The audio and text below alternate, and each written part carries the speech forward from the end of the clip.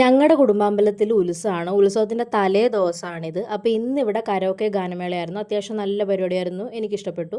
പിന്നെ സൂര്യചേച്ചിയും ഞാനും കിച്ചുമ്മയും കൂടെയാണ് പോയത്. തുമ്പി വന്നില്ല. തുമ്പിക്ക് തലവേദനയാണെന്ന് പറഞ്ഞു. അതുകൊണ്ട് അവൾ വന്നില്ല.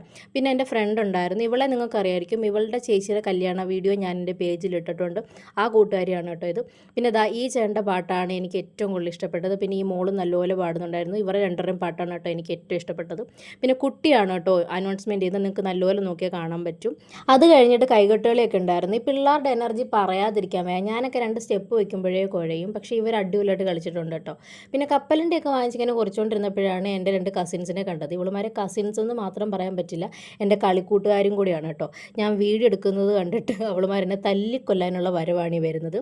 പിന്നെ അത് കഴിഞ്ഞ് കുറച്ചുകൂടെ വലിയ പിള്ളേരുടെ ഡാൻസ് ഉണ്ടായിരുന്നു. ഇവർ നല്ല അടിപൊളിയായിട്ട് കളിച്ചിട്ടുണ്ട്. പിന്നെ കുഞ്ഞു മക്കളുടെ ഡാൻസ് ഉണ്ടായിരുന്നു സ്റ്റേജിൽ. എല്ലാം തീരാറായപ്പോഴാണ് ചാച്ചനും അമ്മയും കൂടെ വന്നത്.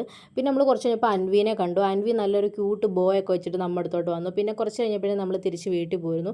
അങ്ങോട്ട് പോയപ്പം സൂര്യചേച്ചിനെ കുട്ടി ആദ്യം കൊണ്ടുവിട്ടു. പിന്നെ എന്നെയും കിച്ചുമ്മയും കൂടെ വിളിക്കാൻ വന്നു. അങ്ങനെയാണ് നമ്മൾ അങ്ങോട്ട് പോയത്. തിരിച്ചു വന്നപ്പോൾ കുഴപ്പമില്ല, ചാച്ചനും അമ്മയും ഉണ്ടല്ലോ, അപ്പോൾ എനിക്ക് അവരോടെ കയറാം. അങ്ങനെ നമ്മൾ 2 വണ്ടിയിലാണ് വന്നത്.